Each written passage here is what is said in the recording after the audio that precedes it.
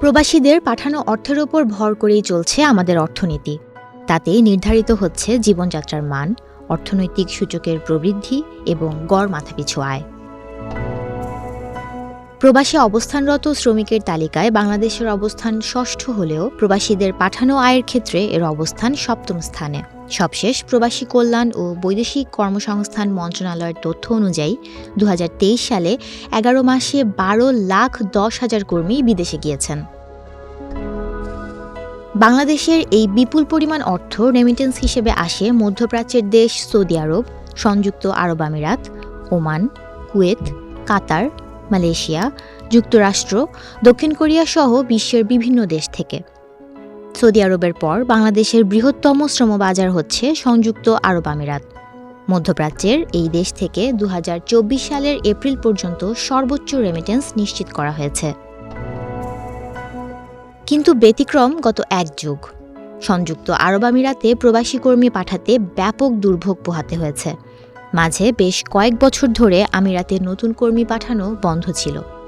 ২০২১ সালের করোনাকালীনও কর্মী নেওয়া বন্ধ রাখেনি সংযুক্ত আরব আমিরাত।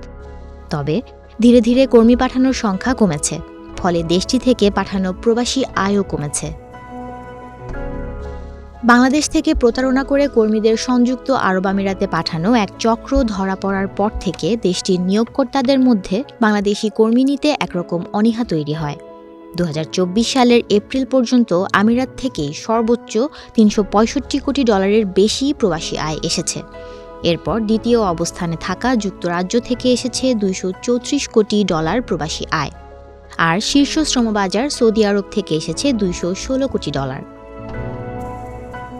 বাংলাদেশ জনশক্তি কর্মসংস্থান ও প্রশিক্ষণ ব্যুরোর তথ্য বলছে, এখন পর্যন্ত বিশ্বের ১৬৮ দেশে কর্মসংস্থান হয়েছে বাংলাদেশি কর্মীদের। এর মধ্যে দ্বিতীয় বৃহত্তম শ্রমবাজার আরব আমিরাতে কর্মসংস্থান হয়েছে ১৭% বেশি কর্মীর। তথ্য বিশ্লেষণ করে দেখা গেছে, আরব আমিরাতে ২০২২ সালে প্রতি মাসে কর্মী গেছেন প্রায় ৮,৫০০। পরের বছর ২০২৩ সালে যান গড়ে ৮,২০০ কর্মী, আর এবছর এপ্রিল পর্যন্ত ৪ মাসে গিয়েছেন গড়ে ৬,৫০০। এভাবে কর্মী পাঠানো কমতে থাকলে ধীরে ধীরে প্রবাসী আয় কমে যেতে পারে। এই আয় কমার প্রভাবে ১.৫ থেকে ২ বছর পর জাতীয় অর্থনীতি ব্যাপকভাবে ক্ষতিগ্রস্ত হবে বলে মনে করছেন অর্থনীতিবিদরা। কর্মী পাঠানোর সঙ্গে যুক্ত রিক্রুটিং এজেন্সির মালিকরা বলছেন, করোনা মহামারীর পর আরব আমিরাত ভ্রমণ ভিসায় গিয়ে কর্মসংস্থান ভিসা নিতে দালালকে নতুন করে টাকা দিতে হয়েছে। পদে পদে প্রতারণার ঘটনা ঘটেছে। সব মিলে আরব আমিরাতের নিয়োগকর্তারা বিরক্ত হন। দেশ থেকে কর্মী পাঠানোর নিয়োগ প্রক্রিয়ায় অব্যবস্থাপনার কারণেই একের পর এক শ্রমবাজার বন্ধ হয়ে যাচ্ছে।